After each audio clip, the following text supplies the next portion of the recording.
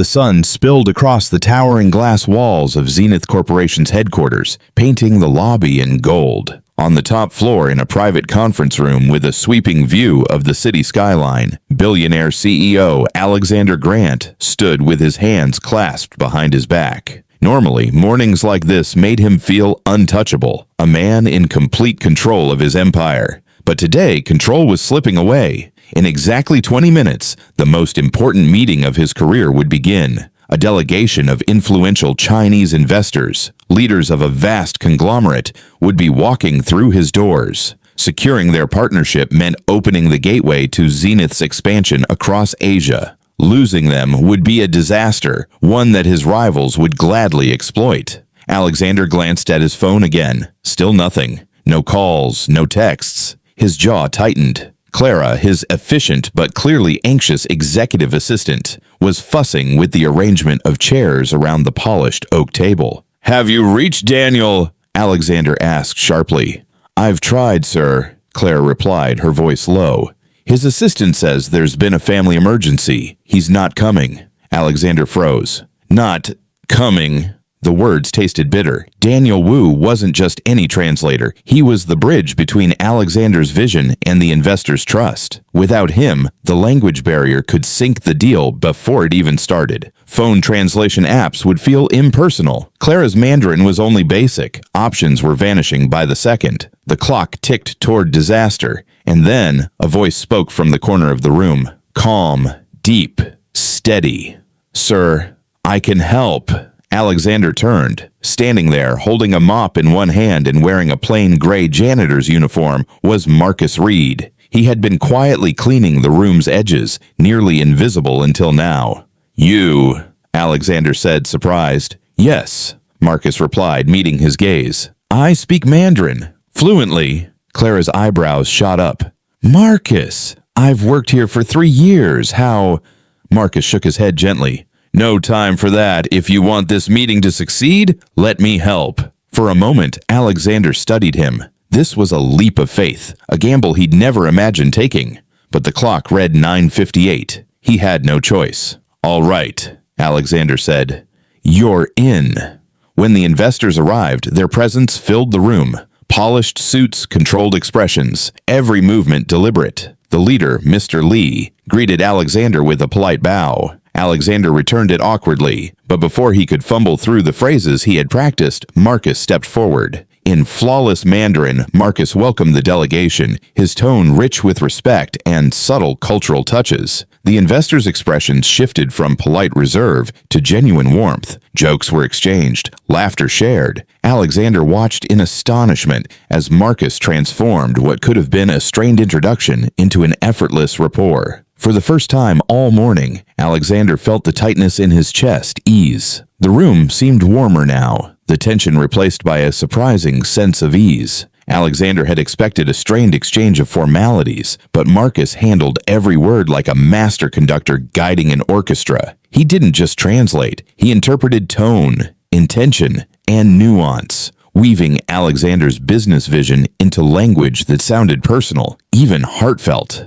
Mr. Lee nodded thoughtfully as Marcus relayed Zenith's plans for innovation in Asia. Occasionally, he would respond directly to Marcus, his lips curling into a smile before returning to his composed businessman's expression. Alexander noticed that Marcus wasn't just translating. He was telling a story. During a short break, Alexander stepped aside with Clara, his voice low. "Where did he learn to do this?" Clara shook her head. "I have no idea. He's been here for nearly 4 years. I thought he was just the night shift janitor." They both glanced at Marcus, who was now sharing a quiet laugh with one of the younger delegates. There was no trace of awkwardness in his posture, no nervous hesitation in his tone. He belonged here, more than Alexander did at that moment. When the meeting resumed, Marcus's role became even more critical. The conversation shifted from polite introductions to hard negotiations. Mr. Lee's team brought up concerns about market competition, legal barriers, and brand trust. Alexander spoke with confidence, outlining Zenith's track record and projections, but he knew numbers alone wouldn't win this room. Marcus seemed to sense it too. Without overstepping, he framed Alexander's responses in a way that connected to shared values, honor, long-term relationships. mutual growth. When Mr. Li mentioned the importance of community loyalty in China, Marcus added a respectful remark about Zenith's history of supporting local initiatives, something Alexander had only briefly mentioned in passing.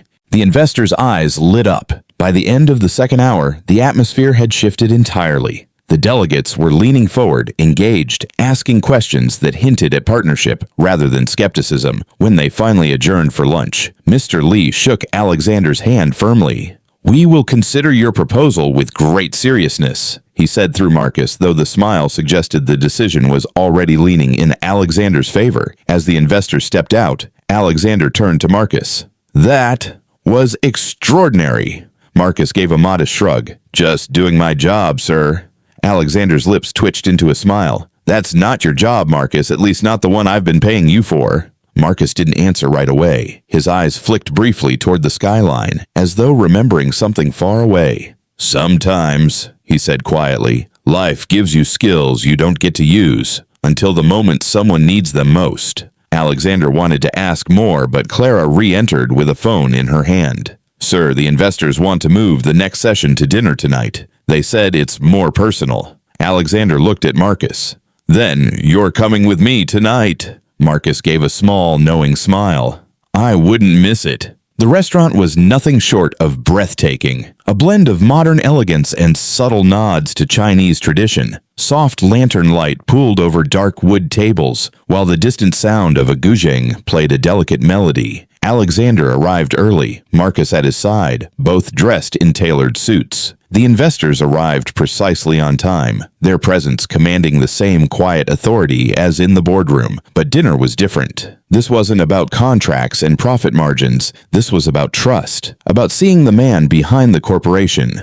Mr. Li guided Alexander through the seating arrangement, ensuring it followed cultural etiquette. Marcus moved naturally among them, greeting each delegate in their language, offering respectful compliments that went beyond mere politeness. The investors responded warmly, clearly surprised to find someone in Alexander's team who understood not only their words, but their unspoken customs. For the first hour, conversation flowed smoothly. Dishes arrived in courses, each a work of art. Fragrant Peking duck, delicate dumplings, and fish so fresh it seemed to melt on the tongue. Alexander listened carefully as Marcus translated with precision, occasionally weaving in small cultural touches that made the dialogue feel alive. Then, without warning, the mood shifted. One of the senior investors, a stern man named Mr. Zhao, made a comment in Mandarin that Marcus instantly recognized as a test. A subtle probe questioning Zenith's commitment to respecting Chinese traditions. To Alexander, it sounded like a simple question about product design. He answered quickly, speaking about efficiency and market data. Marcus felt the air tighten. The investors' smiles faltered ever so slightly. This wasn't about efficiency. It was about pride. Leaning in, Marcus smoothly rephrased Alexander's response in Mandarin, adding,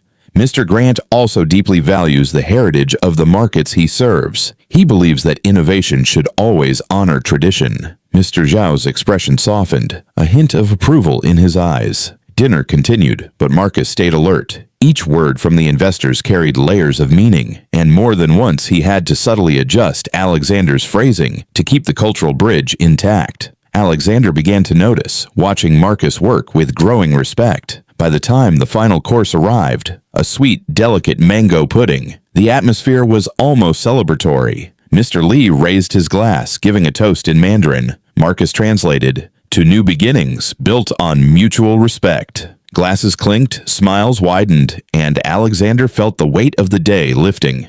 As they left the restaurant, walking into the cool night air, Alexander glanced at Marcus. "You saved me in there. Again."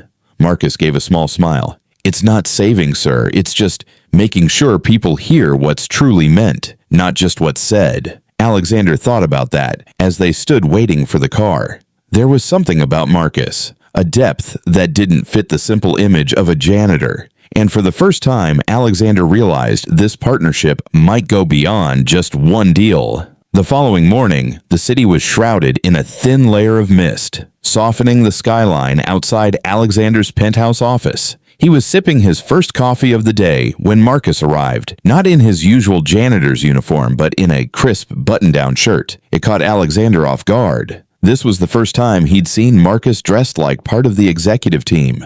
"You're early," Alexander said, motioning him in. Marcus smiled faintly.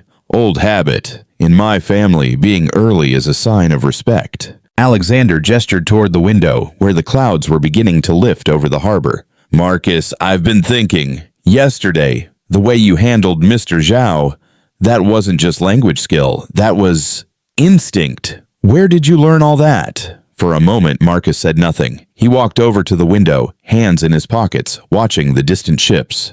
"I wasn't always a janitor, sir." Alexander leaned forward. "Go on." Marcus took a deep breath. "I grew up in Baltimore. My neighborhood wasn't easy, but I had a gift for languages. A local community program connected me to an exchange scholarship in Beijing. I was 16, lived there for almost 4 years, learned Mandarin from street markets and lecture halls, from friends and strangers alike. I didn't just learn the words, I learned the culture." Alexander listened intently, sensing there was more. "When I came back," Marcus continued, "I joined the Marines. They needed interpreters in Asia, and I became one of the youngest cultural liaisons in the division. I've been in boardrooms, in negotiation tents, even on dusty airstrips, making sure the right words were said so the right things could happen." Alexander raised an eyebrow. "And after all that, you ended up here, cleaning floors?" Marcus's jaw tightened slightly. "Life doesn't always go in straight lines. My mother got sick. I came back home to take care of her. She passed 2 years ago. I needed steady work that didn't keep me overseas, so here I am." There was no bitterness in his voice, just a quiet acceptance, but Alexander could feel the depth of sacrifice hidden between the lines. Before Alexander could respond, his assistant burst in.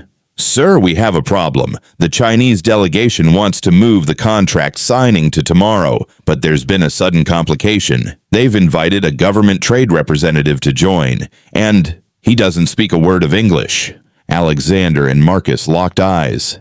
"This isn't just translation anymore," Alexander said slowly. "This is diplomacy." Marcus gave a small nod. "Then we'd better be ready." The next day, the tension inside Zenith Tower was sharp enough to feel in the air. Security teams were stationed in the lobby, the boardroom was rearranged twice, and Alexander had already checked his watch 5 times before 9 a.m. The Chinese delegation was due in less than an hour, this time accompanied by the trade representative, a man known for his strict, formal manner and distrust of foreign corporations. Marcus arrived early again, wearing the same pressed shirt from yesterday, but today with a navy blazer that fit him perfectly. He carried no notebook, no dictionary, just a quiet confidence that immediately steadied Alexander's nerves. "Any advice before we start?" Alexander asked as they walked toward the boardroom. Marcus's voice was calm. "Listen more than you speak. And when you do speak, speak in a way that respects their time. In their culture, silence isn't awkward. It's strategic." The moment the delegation arrived, the atmosphere shifted. Mr. Zhao greeted Alexander warmly, but the trade representative, Mr. Liang, entered with a measured pace and eyes that missed nothing. He took a seat directly opposite Alexander, setting his briefcase on the table like a silent warning. The meeting began formally, with Marcus translating each sentence seamlessly. But soon Mr. Liang began to probe, asking about Zenith's supply chain, their commitment to sustainable practices, even their history with other Asian partners. His tone was sharp, almost challenging. Alexander answered carefully, Marcus shaping each reply into Mandarin with subtle inflections that softened the edges without changing the meaning. He occasionally added a respectful honorific or a culturally appropriate metaphor, turning potential friction into measured dialogue. Halfway through, Mr. Liang brought up an unexpected concern. "Your company claims to value cultural exchange," he said through Marcus, "yet none of your executives have lived in China. Why should we trust your commitment?" The question hung in the air like a weight. Alexander opened his mouth, but Marcus gently placed a hand on the table, signaling him to pause. In Mandarin, Marcus began to speak directly to Mr. Liang, not translating, but telling a story. He spoke of arriving in Beijing as a teenager, of learning the language from market vendors, of helping the Marines navigate delicate cultural negotiations. He spoke of respect, of learning traditions not from books, but from people. As Marcus spoke, Alexander noticed something remarkable. Mr. Liang's posture softened, his eyes no longer guarded but curious. By the time Marcus finished, the trade representative gave a slow, approving nod. The rest of the meeting was smoother, the tone almost friendly. Still, when the delegation left, Alexander could feel there was one last hurdle. Mr. Zhao lingered behind, speaking quietly to Marcus in Mandarin before switching to English. Tomorrow evening, we will host you at a private dinner. It is important. Mr. Liang will be there. What happens at that table will decide everything. When they were alone, Alexander turned to Marcus. Important how? Marcus's expression was unreadable. It's not just business anymore. It's trust. And trust is harder to win than a signature. The restaurant chosen for the dinner was one of the most exclusive in the city. Hidden on the top floor of a historic building with no sign outside, only a discreetly dressed doorman who checked names before allowing guests in. Inside, the space glowed with the soft amber light of hanging lanterns, each table set with porcelain plates hand-painted in traditional patterns. Alexander arrived in a tailored navy suit, but next to him, Marcus somehow looked even sharper. He wore a simple black Mandarin collar jacket, a subtle nod to Chinese tradition that Alexander didn't even know he owned. First impressions matter twice as much tonight, Marcus had said earlier. The delegation was already there. Mr. Zhao smiling warmly, Mr. Liang reserved but not hostile. The first course was served, delicate dumplings in crystal-clear broth. No one spoke for the first few minutes, an unspoken ritual of respect for the meal. Alexander, nervous, almost broke the silence, but Marcus gave him the slightest shake of his head. Only after Mr. Liang took his first sip of tea did Marcus begin light conversation in Mandarin, sharing a small anecdote about a street food vendor in Beijing who could fold dumplings blindfolded. Laughter rippled around the table, genuine, not forced. As the courses progressed, so did the conversation. Mr. Liang began asking Alexander about his vision for Zenith's role in China, and each time Alexander answered, Marcus would translate, but also add a subtle layer of cultural framing. He used idioms, historical references, and respectful turns of phrase that made Alexander's ideas sound not just business smart, but culturally aware. Midway through the meal, Mr. Liang tested Alexander with a pointed question. If profits fall in the first year, will you abandon the partnership? Marcus didn't rush the translation. He rephrased it slightly, turning it into, if the early journey is challenging, will Zenith remain a committed partner to walk alongside us?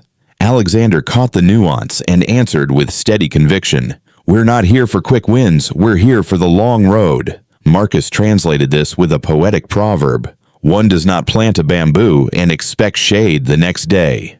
Mr. Liang smiled for the first time that night. The final test came with the last course, a rare fish dish served whole, head to tail. Alexander instinctively reached for the knife to cut a piece, but Marcus stopped him gently, demonstrating the proper way to separate the meat without moving the head, a sign of respect in certain regions. By the time dessert was served, the mood was warm. Mr. Liang leaned toward Marcus and said something in Mandarin that Alexander didn't catch. Marcus smiled and nodded, then turned to him. He says the road ahead will be long, but he believes we can walk it together. When they left the restaurant, the cool night air felt lighter somehow. Alexander looked at Marcus.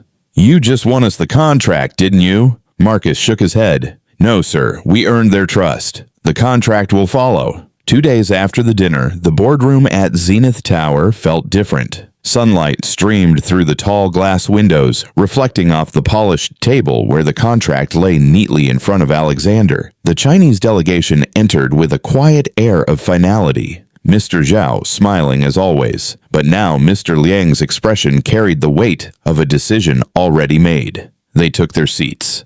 There was no small talk this time, only the soft shuffle of papers as Mr. Liang opened the folder in front of him. He glanced across the table at Marcus before speaking in Mandarin. Trust, he said slowly, is built one choice at a time. We believe Zenith has chosen well. Marcus translated, his voice calm but carrying a hint of pride. Mr. Liang signed first, then slid the document toward Alexander, who picked up the pen with steady hands. The moment the ink touched paper, the room seemed to exhale. Applause broke out, not loud, but warm and genuine. Alexander stood to shake Mr. Liang's hand. Thank you for trusting us, he said. Marcus translated, but Mr. Liang shook his head and replied in English himself. Thank him, he said, pointing to Marcus. He understands us. After the delegation left, the boardroom emptied until only Alexander and Marcus remained. Alexander leaned back in his chair, studying the man who had once been just the janitor. "I don't think I've ever told you this," Alexander said, "but you saved me twice this week, once from embarrassment and once from losing something priceless." Marcus gave a small shrug. "I just spoke the language." "No," Alexander said firmly. "You spoke their language, and mine. You understood what I couldn't see." A pause hung between them before Alexander reached into his briefcase and slid a thick envelope across the table. Inside was a formal letter. "I want you to join Zenith as our Director of International Relations," Alexander said. "Full salary, full benefits, and a seat at the table. You've more than earned it." Marcus looked down at the letter, his hands motionless for a moment. Then, slowly, a smile spread across his face. Not one of shock, but quiet satisfaction. "You're sure about this?" Alexander laughed. "Marcus, after what you've done, I'd be a fool not to be." That afternoon, as Marcus walked out of Zenith Tower, no longer in a janitor's uniform but in a suit that carried a new future, he caught his reflection in the glass doors. For years, people had only seen the surface, the quiet man cleaning floors. But in the right moment, the right language, and the right room, he had shown them who he really was. And Alexander? He never looked at anyone in the building the same way again. He learned that brilliance sometimes waits in plain sight, until the moment the world finally listens.